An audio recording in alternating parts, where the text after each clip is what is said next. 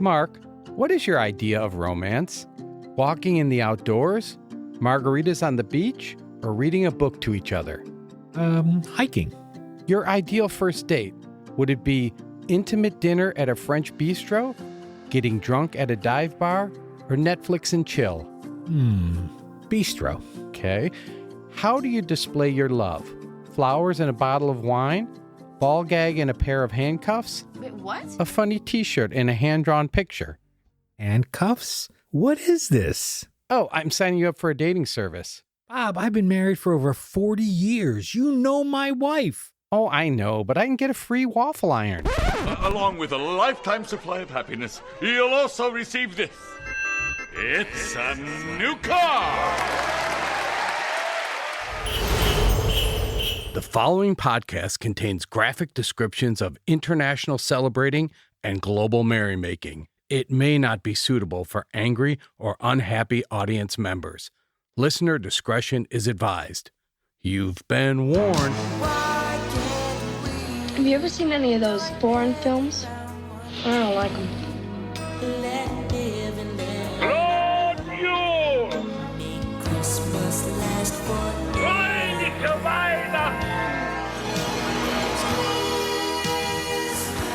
Some are born great, others achieve greatness, and some watch Christmas movies.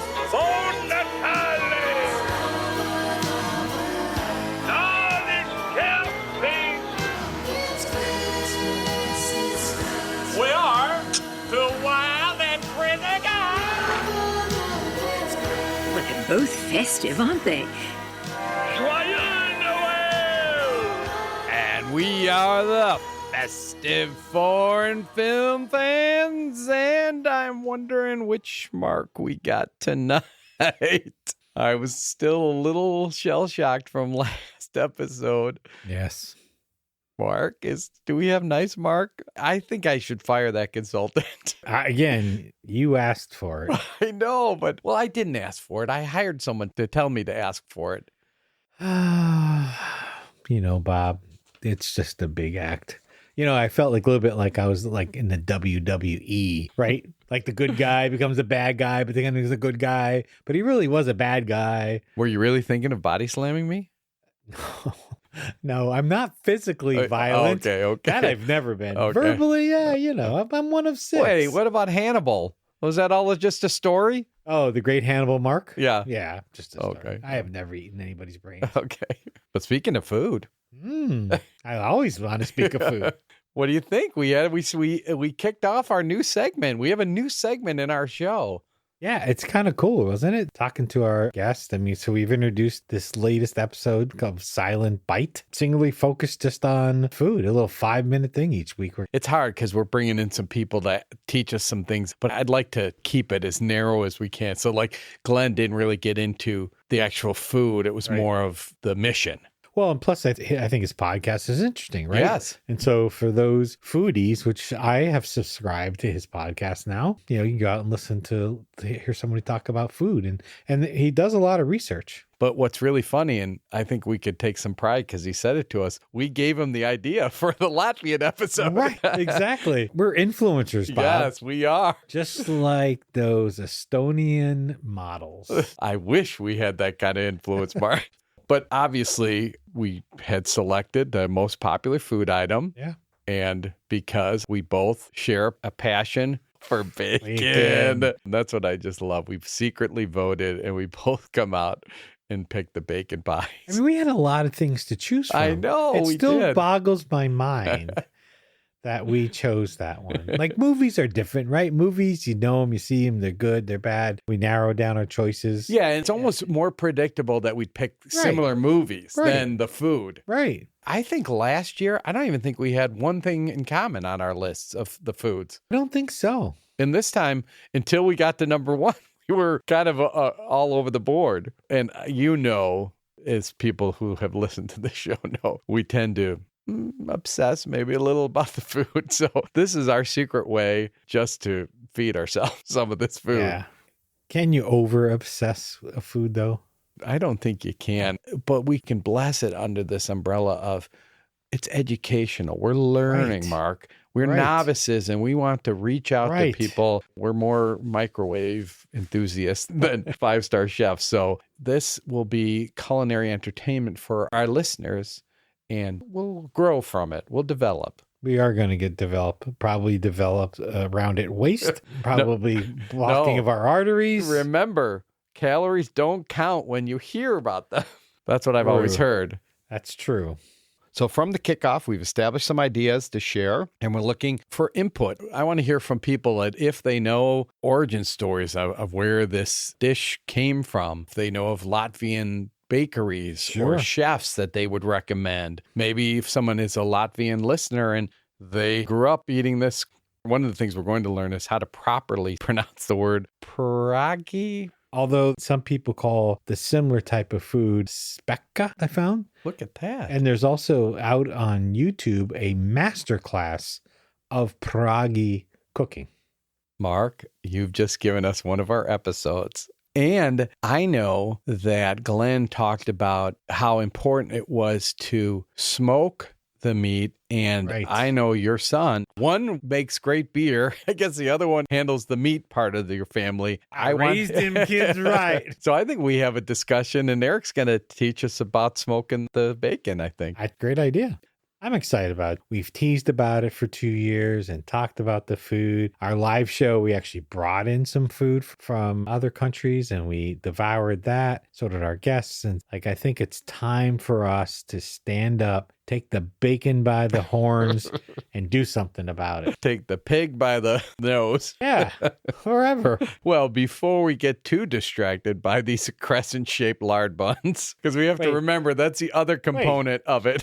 Did you just call me a crescent-shaped lard bun? I said lard buns, so maybe that's both of us. We're both Do we need the crescent. bun stackers in here? We got to be wearing them. By the end of this year, we're going to have 2 tight pairs of bun stackers on. But let's go back to that model-filled land Yes. and carry our wives with us Yes. so we can win their weight in beer, although it's not very much. Our wives are not very much. That was very good, Bob. Thank you. Yes, it's Estonia. We are back to Estonia. And for the trivia, Mark, Yes. we wanted to know what was the unusual fact about the name of their capital city, Tallinn. Do you know? I did not. So it's so funny when you think about this that it's lasted and it's stayed their name. But in 1219, there was a battle in Lindenays, Estonia, and it was between the forces of the invading kingdom of Denmark and the Estonians. During the war, the Danes built a castle, and it was named Castrum Danorum. The Estonians started to call it Tane Linna, which later was shortened to Tallinn. So the name of the capital city of Estonia, named after the invading Danes who built the castle, it translates to mean Danish castle. Oh my God. So their capital city is named after the Danes who battled with them and built the castle there. That's a great trivia question. It is. And if you know that, we can't give you the castle. We could have some Danes invade your house. We could maybe locate them. And we will send you a sticker if you knew that. Want to watch a Christmas movie? Christmas movies are our bread and butter. We eat Chinese food and watch Christmas movies. I heard it's the best Christmas movie since Home Alone. So, Bob, Yes. tonight, I think you told all our listeners that we're going to go to Luxembourg this episode. And tonight we're going to be reviewing a movie called Paper Souls that came out in 2013, or as they would say in Luxembourg, La Zeme de Papier, which is Paper Souls. It was released, fun fact, on Christmas Day Oh, it was. in 2013. Oh, wow. So, you know how your family and I know my family have gone out to see a big movie on Yeah. Christmas. This was one of the big movies that came out in 2013 in Luxembourg, France, and a few other countries. So I guess that really qualifies it as a Christmas movie when it's released on Christmas Day. I mean, I think it's starting off on the right foot. Yeah.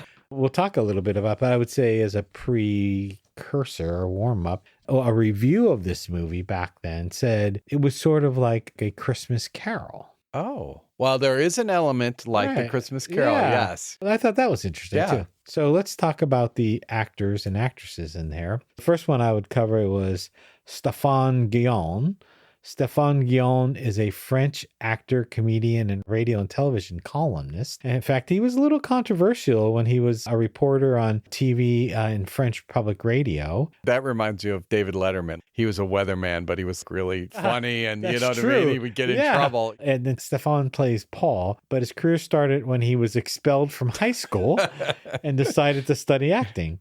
In order to learn English, though, he actually moved to Los Angeles for a year and worked as a waiter in a French restaurant. Oh, that is funny. I would never think about, I'm 17 years old, 18 years old. I'm just going to go to another country to learn the language. Learn the language so I could be an actor. He started as a stand-up comedian and won several awards during comedy festivals, which then led to television and radio appearances, then a film career. I mean, he's had a lot of success in radio, theater, stage, film, and as a writer. He's a good actor because I would tell you, he doesn't strike me as someone who got expelled from school. Oh, yeah. Controversial. Yeah. Comedian. He's very straight-laced in this role. Absolutely. The love interest in this movie is played by Julie Gaillat. Julie Gaillat is a French actress and film producer, but she's also known for being the wife of the former president of France. Oh, my God. Francois Hollande. They had an affair, which was very detailed in the press, and they ended up getting married. Oh, my gosh. Yeah. So Julie studied art history and psychology in college. So she went to acting school. She went to circus school and also is an operatic singer. Oh, my God. We got two interesting controversies on both of them. I know. She made her acting debut on television and has also performed as a singer. She actually formed her own production company and directed multiple documentaries.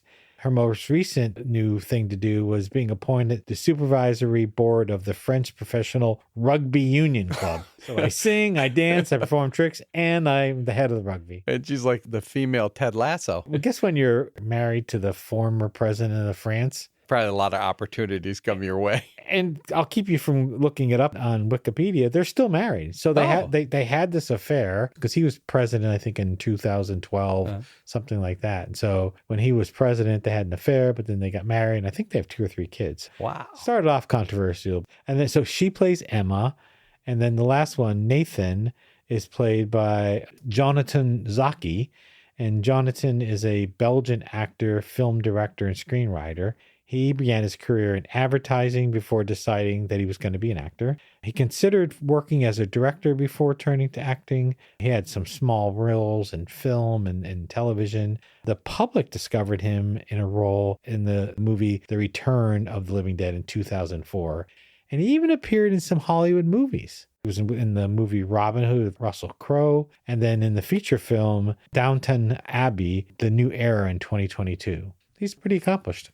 But let's talk about this movie, Paper Soul. So the movie starts off at a funeral, and the woman gets up to give a little bit of a eulogy for her husband. And she starts talking, has a little bit of humor in it, calls the person out for being kind of a son of a bitch and nobody really liked you. And then, as she's going through her eulogy, there's this guy off on the side who's sort of mouthing the same word she is. And it ends with like a New Orleans jazz band comes in and plays music, right? Which I thought was really cool. Yeah, I mean, she was trying, I think, in the end of it was like trying to have a happy ending to maybe this person who's died, who's a little bit of a miserable person, yes. Right? And so you quickly learn that Paul is a writer who's been down on his luck a little bit. His wife has died. And so for his job, he's been writing eulogies. Which was such a unique concept, wasn't it? I thought for a minute, I got a little angry with you, Bob. I thought, like, did Bob set me up? But because my dad's a funeral director. Oh. I mean, I didn't even think about that. I've been to, I don't know how many funerals in my life across multiple cultures, multiple religions. So I've heard a lot of eulogies. Mm-hmm. And I wondered to myself, wow, for some of those really good, did somebody write those? I honestly don't know if they did, but like I heard some really heartfelt, good humor. I literally had to pause and think about, I wonder if that was the case. Well, and I never would have thought that before, that someone would do that. But I'm like, wow, that's an interesting concept. Yeah, I mean, like maybe if like a professional, like if it's somebody famous, anyway, I just thought it was right off the bat, I thought, well, this is a very interesting role that this person is playing. So Right. Paul is, again, we learned that his wife has died and was a famous writer. Yeah. And he Yeah. seems like a really nice guy. And we also meet as a guy named Victor, who's this older sort of off the top pack rat guy who's constantly wanting to fix him up with girls he meets, trying to get Paul back into I love dating Victor. thing. Didn't you love Victor was great. I And mean, it wasn't Victor like totally living vicariously through Paul. totally would want all the Yeah, details of his yeah. dates, but he's also searching for something too, right? You get to learn that he is trying to put together some missing pieces in his life. But I love when he tells Paul early on in the movie, you can't spend your whole life waiting for a dead woman, which is really talking about his wife who's Right. passed away. And so I think he is a good friend, a tough friend Yeah, on, he's tough on him. Paul. Like, you have to move on. So after this initial opening scene, Paul meets a woman named Emma. Emma comes to him and says, my aunt was the person who you wrote that eulogy for, and she referred me to you.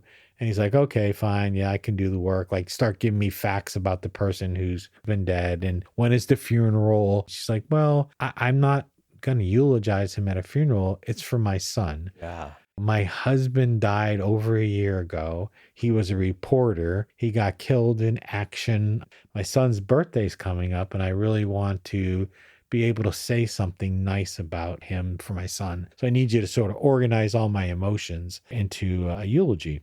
So they start meeting on a regular basis, talking about Nathan, or her giving him facts about Nathan's life. And you can see he's starting to make a connection with her. Yes. And of course, Victor was like, oh, Paul, okay, here's the setup. You do this eulogy, you write it for her, and then you sleep with her, right?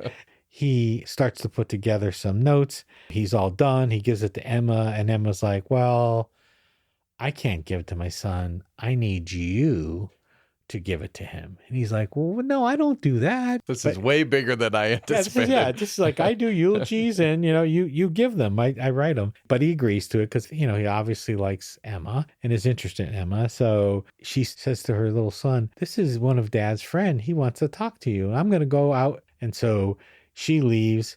Paul is there with her son. And as soon as he starts talking about, like, he's going to start telling about it, the boy shuts down. Yeah. Wants nothing to do with it. Boy falls asleep. He falls asleep. Emma comes home and's like, well, how did that go? He goes, it didn't go really, really well. And it's incredibly awkward. Yeah, incredibly awkward. Right? He just met Emma. And now he's going to talk to this little boy about his dad. She's like, okay, fine. All right, that didn't work. Come back tomorrow. It comes back tomorrow. That didn't work. And as he's leaving, the second attempt at trying to tell the little boy about his dad, it turns out it's the little boy's birthday. And so Emma's like, well, why don't you come to the birthday? The little boy's looking at him. He's like, okay, I'll come to the birthday. He comes back and he tells Victor, and Victor's like, oh, this is perfect. You write the eulogy, you talk to the little boy, you get invited to the birthday. Oh, you're in, right? Like, he just wants... No matter what happens, Victor finds a way for him to end up with her. Yeah, exactly. But before you go to this party, you're going to have to bring a present. So he goes and he gets this little present. Victor's brother's name was Pavel. And really what we learn throughout the movie is Pavel is Victor's younger brother. Pavel and Victor were in the concentration camps. And we know that Pavel didn't survive. But he gives to Paul to give to the little boy a little monkey on a bicycle, I think it was, with a little bell that you wind up. And he tells Paul to tell the little boy, tell him it's a magical toy. At first, Paul refused to take it, but he's like, Pavel would love to know that this toy is going to this little boy. So they go to the birthday party. And at the birthday party, Paul, he's really trying to make an impression with the little boy, and he even tries to tell funny jokes to the kids. Yeah, he's terrible. They're all just, horrible. But he's obviously making a connection, and he tells the little boy, this is a special magical present. And if you wind this toy up, you can get 3 wishes. And so he tells Adam, his little boy's name, wind this up and you can get 3 wishes. So he does, and it goes off and nothing happens. And Paul says, well, Adam, like, what did you wish for? He goes, well, I wish for snow. And he goes, well, not all wishes come true right away. And so, but he doesn't ask him his other wishes. And so Paul and him like are getting along really well. He also starts seeing Emma on a regular basis. They're starting to sort of make a connection. In fact, after one of the babysitting adventures with Paul and Adam, those two sort of have a very romantic moment in the kitchen, a very romantic moment on the floor of the kitchen. And they're really starting to make a connection. And so Paul leaves her, goes home, and in the middle of the night, there's a knock on his door. And he opens up the door, and it turns out to be Nathan. Yeah. Adam's dad, Emma's husband, and he's sort of standing there in front of Paul, not knowing why he's there. Yeah. Doesn't remember his name, doesn't know why he's at this door. And so Paul runs, knocks on Victor's door. Victor's like, why are you waking me up? It's the only night I've slept. And he's like, look out there. He's, I'm seeing things. I'm seeing Nathan. And he opens the door. He goes, yep, that's Nathan. He's there. And so now we have a situation where Nathan is back. What's odd about this is there's a half hour at least has gone in the movie, and it takes this like wild turn that I never saw coming.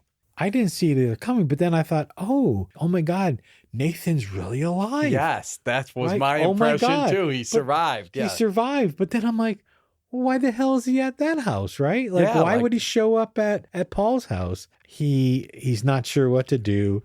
And so he tells Nathan, you just stay here, stay with Victor. I'll be right back. You know, earlier in the movie, Emma had told him that, hey, if you want to learn more about Nathan's life, talk to his driver when he was at the war front, and he'll tell you maybe some things about him that I don't know. So he calls up this guy, says he has to meet with him immediately, and he tells this guy, hey, Nathan's alive. And the guy's like, yeah, there's no way Nathan's alive. He's like, no, he is. And you don't see this on film, but he says, here's a picture of what Nathan's body looked like after the explosion happened. And he's like, well, I'm telling you, he's alive. You know, the taxi driver gets spooked out. The guide gets spooked out. And so Paul goes back to his house, and Nathan's like, what's going on? Who am I? And he goes, oh, well, we were just buddies. We were really good friends. He goes, well, tell me, like, do I have a wife? Do I have a child? No.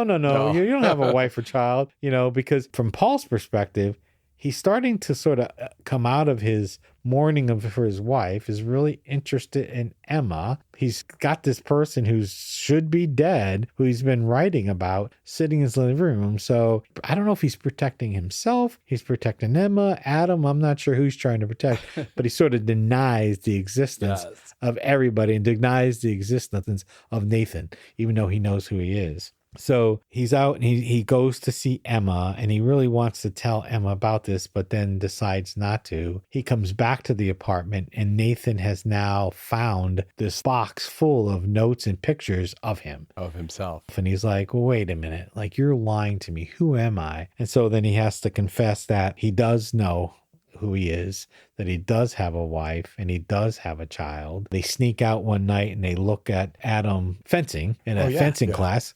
The wife calls Paul and says, Adam said he just saw you and Nathan at the fencing class. And he's like, what do you mean? Of course not. That could never happen. And then Paul comes back and tells Nathan that they were kind of found out. So Nathan obviously wants to go and meet his wife. And they agreed to sort of look across the street while she's working in her bookstore. And Nathan wants to go talk to her. Paul says, no, don't do it. They get into a fist fight. And so sure enough, out comes Emma and asks Nathan, like, where have you been? You're dead. And he goes, I was almost dead, but not quite. I chuckled at that line so long. So now you have Emma, who now knows that her husband appears to be back. They have to break this to Adam. And so they go back to their apartment. So Nathan is there with Emma, with Adam, with Paul. And Nathan has no memory of her, no memory of the little boy. Yeah. She's welcomes him back. There's a scene where Nathan is going to stay with her and with Adam, and Paul is going to leave, and Emma's upset. Like, Emma was really starting to make a connection with Paul. This stranger who looks like her husband is now in her house. Were you surprised that she made him sleep on the couch? Yeah, a little bit. Yeah, like I was like, only because I was trying to think if that really happened, she Right. would be overwhelmed. She'd be like, want him to stay in the bed. But you can, right Yeah. from the beginning, she sensed something's wrong, Yeah, right? And it's not really Nathan. yeah. Now there's sort of this love triangle, if you will, between Nathan, Paul, and Emma. And you're trying to figure out, and I think at this part of the movie, I was like, I don't know what's going on. Who is Nathan? Is he a ghost? But he's physically there. But then as the movie evolves, what we really get to learn is Nathan has come back, not necessarily to help Emma and Adam reconcile things, but really Nathan has come back because he starts having these memories. He's dancing with Emma the one night and he goes, oh, you must have had it removed. She's like, had what removed? The scar on your neck. And she gets really upset with him and leaves. And even then I'm like, wait, what just happened? Why is she mad? Well, it turns out that Paul's wife had a scar on her neck, right? Yep. And then he remembers this mad lovemaking they did on the floor, but it was really Paul who had that. And so really what we come to realize is that Nathan is indeed a ghost, but he's carrying the memories of Paul's life, not of his life as Nathan. And they kind of become friends and they sort of start building a bond between them, but they sort of start realizing also that this can't work out, right? Nathan starts realizing that he has to say goodbye. Paul realizes he's going to have to let go. And so they sort of start going through all these different stories. Nathan shares with Paul about how nice it was, Nathan being as his wife's memory, all the things they did together, which sort of softens his heart. Paul tells Nathan, you're going to have to say goodbye to Emma. You're going to have to say goodbye to your son. There's one cute sort of side story, going back to Victor. So again, we learned that Victor's really trying to find some types of memories from Pavel. And he talks about during the Warsaw ghettos, the Jewish people would, and I looked this up and it's true, they used to bury boxes with memories in it and hoping that at some point in time people would come back and find them. So he's really trying to find, with all his papers that he has strewn about his apartment, memories of Pavel. Well, Adam draws Paul a picture, and during Victor's very manic stages, Paul takes that picture, he quiets down Victor and then puts it in his hand, and Victor wakes up and says, oh, well, Paul found this picture. So he found his connection back to Pavel. But back to Nathan and to Paul and to Emma, Paul finally is able to let go his wife's memory. Nathan says goodbye to his wife. The little boy is as sweet as can be, and he's like, that was very touching. You know what I mean? When he was saying goodbye to him. Yeah, he's like, I'm saying goodbye forever now, aren't I? And Nathan says yes. And so at the closing of it, right, there's sort of this, it starts to snow because Adam had wished for snow, and Paul goes back to see Emma and to see Adam. Not sure really if Emma's going to welcome him back into their lives, which they do. Mm-hmm. The movie ends. It's really a very creative movie about letting go and reconciling your feelings after loved ones die. There's certainly really to talk about the Christmas element. Christmas is sort of there, and it's like, they're decorating for Christmas, but it's not like in your face part of the movie. It is in the background. It is definitely in the background, yes. But it's a very tender, extremely well acted. Yes. Extremely well acted. And like I said, there was enough of a story without Nathan coming back. Yeah. I was involved in that. Then Nathan comes back and it completely blindsides you. And, this is a whole different direction. And you also realize Adam, he also wished for his dad to come back. And let me ask you this. So thank you for bringing it up because it's important, right? What do you think the third wish was? Because the monkey moves again. There is a third wish. Is it for them to get together, all to be together? Along those lines, I was thinking, I think he was wishing his mother would be happy. Oh, I bet you're right. Snow, dad comes back, but the third one is that his mom would be happy. Yeah, and every time there's a wish, the bike moves forward. That's what I thought maybe the third wish was. And you just said that about Christmas. It's a festive. Yeah, I think so. There's a backdrop of Christmas there, of wintertime. They are decorating a tree. Yeah, I would call it festive. Let me ask you this. Is it festive because of Christmas, or is it festive because of the subject matter? Well, I think it's festive because of the Christmas spirit and the holiday season. The subject matter mean like a ghost kind of thing? I guess what I would mean is that I wouldn't say it's festive because there's scenes of gifts opening and decorations. To me, the storyline in the feelings and the emotions they're grappling with, that's what makes it festive to me, and how it resolves itself all. And it resolves itself in a way that, obviously Nathan is dead. He's not happy, but I think everybody has a resolution. Right. And it seems like it's a positive ending. It is a positive. I mean, because Victor gets his, I think that's right. I do think it's festive. I think it's very festive. But to me, what I got from the festivity was the emotional part and not necessarily the trimmings. The trimmings of it, yeah. How'd you feel watching it? One, I found it very engaging. Yes. I thought it was very creative. From the outset, I'm like, this guy writes eulogies, and then he's like a famous writer, and you can tell he's lonely. And it didn't seem to me like anything was forced, or let's throw a wrinkle of a ghost in here to just push the storyline. It all seemed to fit together. And so I was really engaged. I wanted to know how it was going to end. Yeah, me too. I thought the movie was well done. Yeah. So future? Oh, I would watch it again. Yeah. Absolutely. And recommend it. I think I would tell anybody to watch this movie. And again, good movie to watch. It's kind of a love story. Well, it is a love story. It is. I mean, you have multiple loves there, right? You have the love of Adam by his mom, Paul, who becomes in love with Adam. You have Emma and Paul, Victor's love for Pavel. In the end, Paul, while he's been mourning his wife for 5 years, he's a good person, right? Yes. How about you? Would you watch it again? I would. And it's one of those rare Christmas films, although we've seen a few of them. You could watch this any time of year. It's a really good movie. It still made me kind of sad.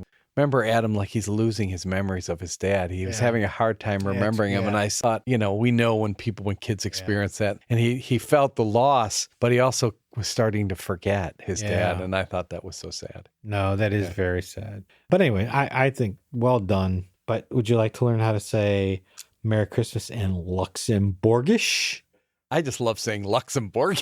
I didn't even know that was a real name. Yes. I actually was going to call you out on it. Say, is that really true?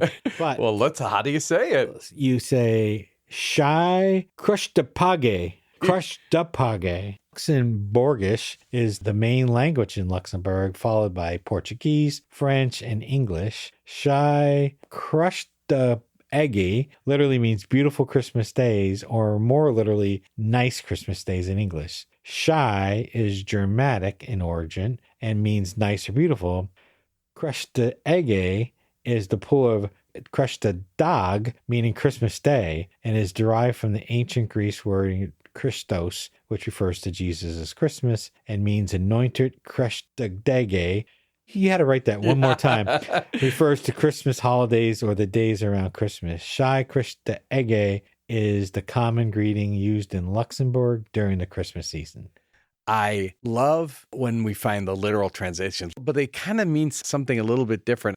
So some customs in Luxembourg. Most families in Luxembourg report that they have large meals when they were small, right? So things like stuffed turkey or roast. But now they actually are moving away from those large meals and going more towards a fondue. Believe that? It started with meat fondue in the 1980s.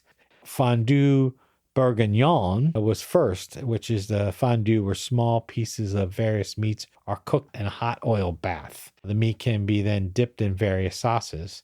Next came raclette, which is similar. It's kind of a similar communal meal like fondue, but is centered around the melted cheese. The raclette cheese round is heated either in front of a fire or on a special grill, then scraped onto the diner's plates over various meats like chicken, beef, bacon, or potatoes.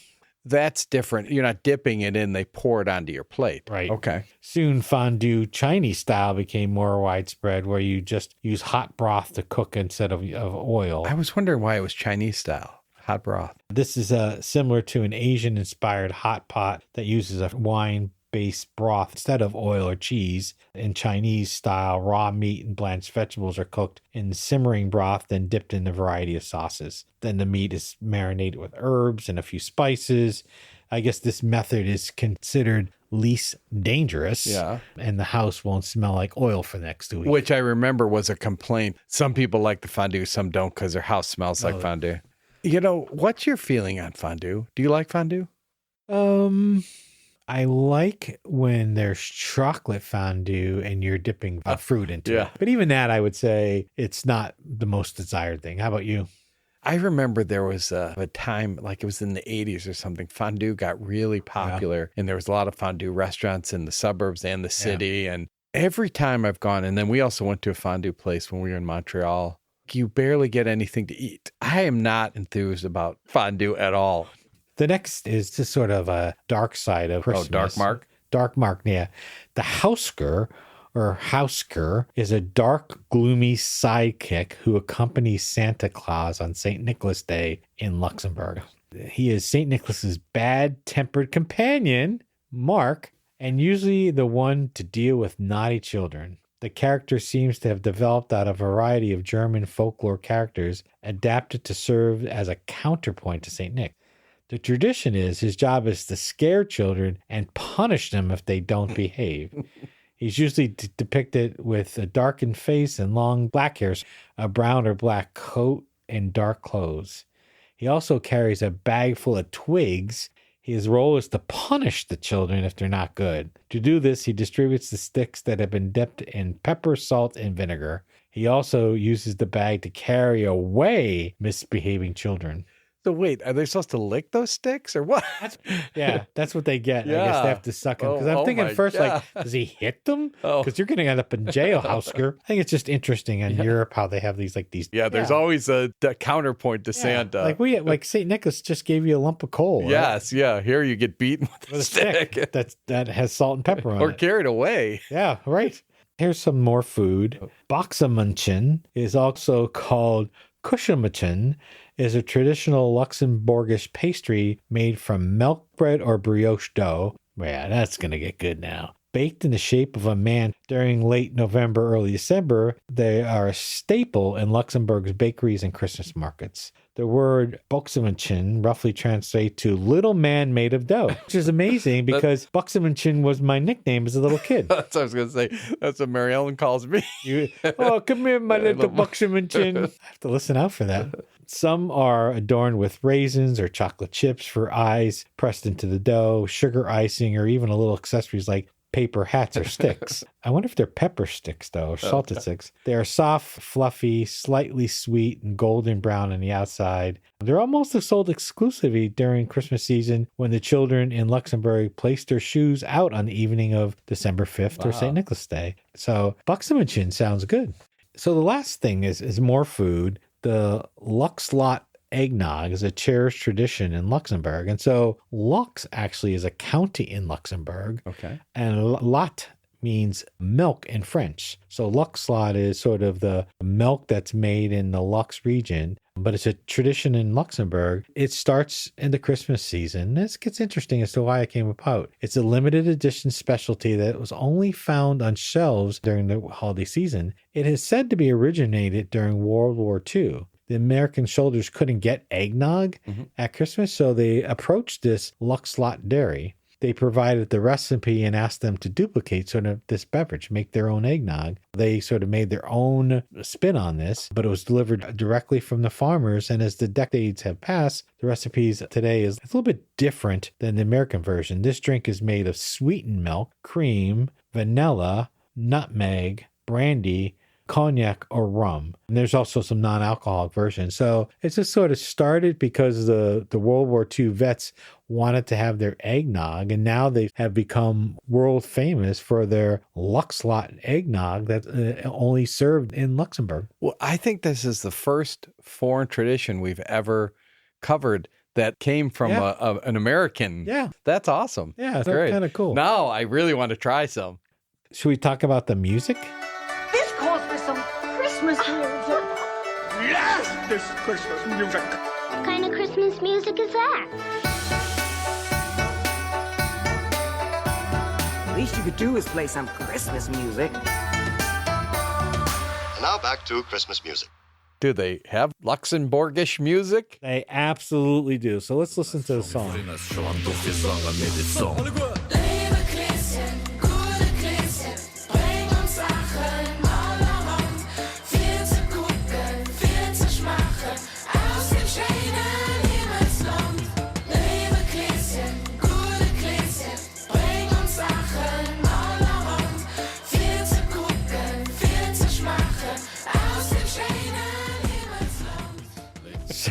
So didn't you want to start saying, we will rock you? So that is the La Wu Kishkan remake. And it actually means nice little one. It's a traditional children's Christmas song that has been remade by some Luxembourg musicians. It was released in 2024 and features several well-known artists like Johnny Chicago, Khalid Oki, Lede Milestone. Johnny Chicago? You know him, right? No. No, either do I. But he was born and raised in Luxembourg and is the alter ego of producer, composer, songwriter, and vocalist Jonathan Reichling. I guess Johnny Chicago sounds better than Johnny Reichling, but he's known for his dance music and live shows. And there's sort of this recognized classical Johnny Chicago sound, which is like electrical dance music with synthesizers. I think we heard it at the beginning there. Yeah. Throbbing beats. Yeah.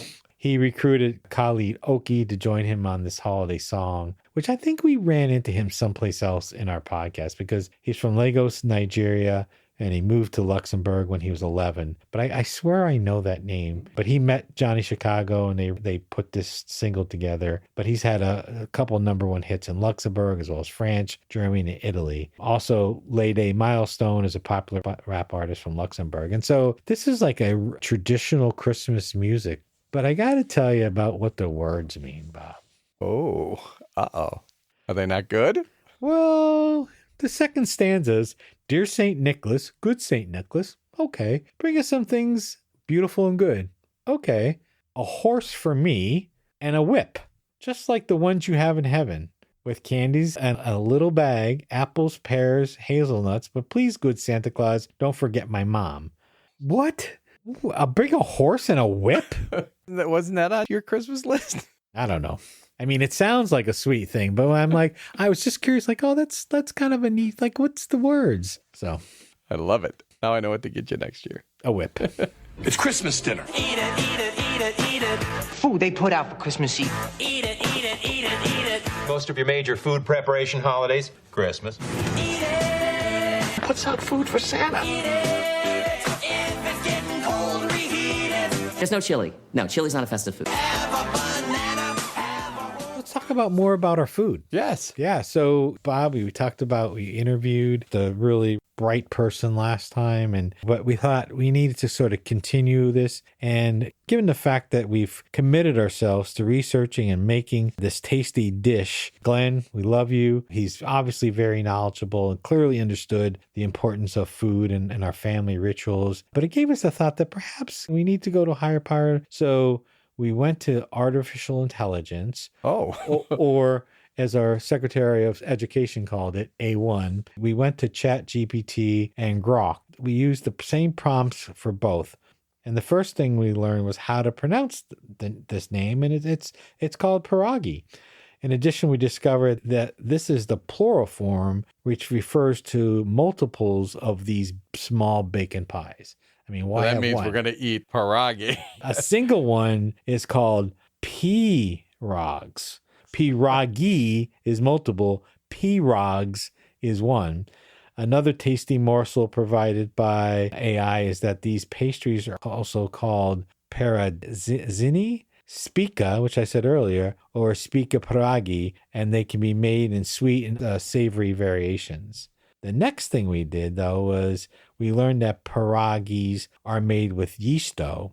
Given how little you and I know about dough, other than spending it, this was a cryptic clue. What is yeast dough and how is it different than dough? In addition, our AI friend also presented us with a new wrinkle, smoked bacon.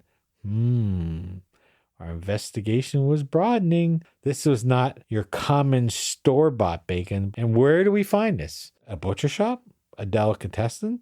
Do we need to smoke it ourselves? Do we need to smoke before we eat it? So many questions. Or do we smoke while we eat it? And if we're smoking, what are we smoking? Yeah. Culturally, AI tells us the same name and concept of pierogi evolved from other regional food staples found in the Baltics and Eastern Europe. So next episode, we're going to dive just a little bit deeper.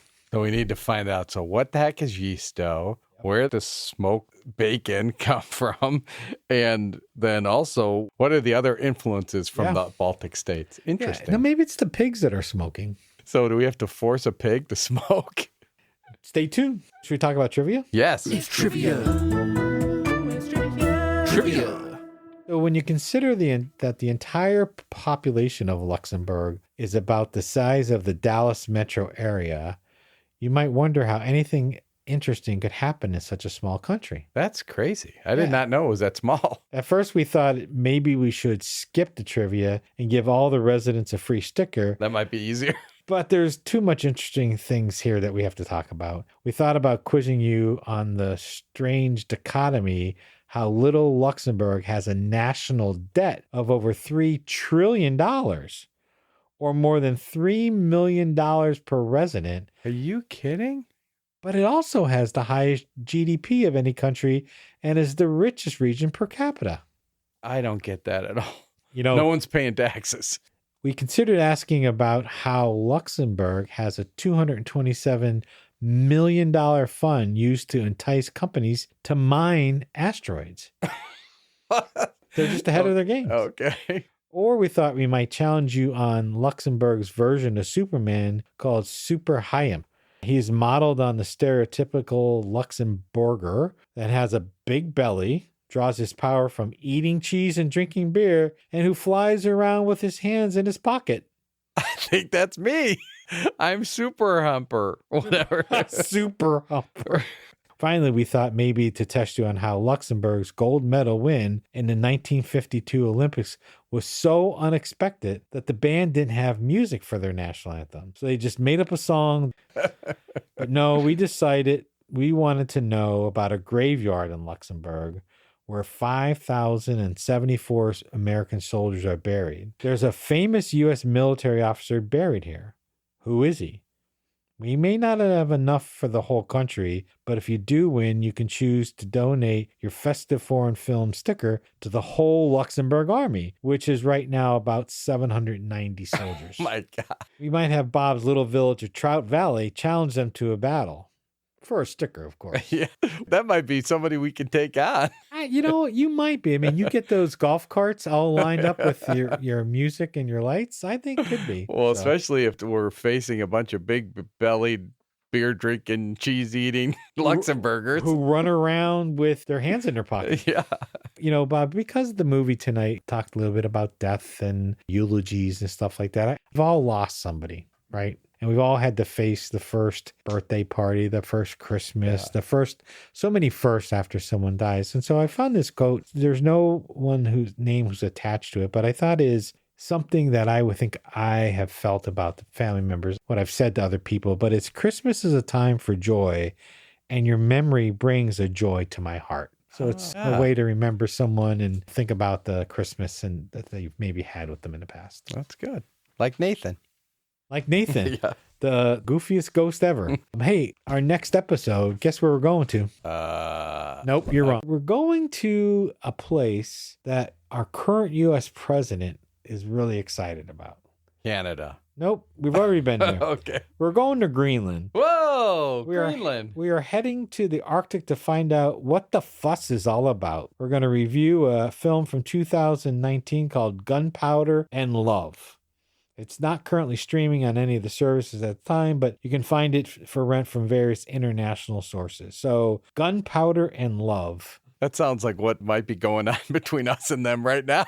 Kind of. Anyway, it's been fun tonight, Bob. Season 3 is off and running. Don't get left behind, everybody. It's not a sprint, but a long jog to the holiday season. Put on your earbuds and join us for the whole new truck this year. We know it may be a little bit of a struggle at first. You're out of Christmas shape. You haven't been exercising your jolly, But start now. You'll feel better by December, and you'll be glad you did. That's perfect. Yes. So have a good night, everyone. We'll see you in Greenland. Here we come.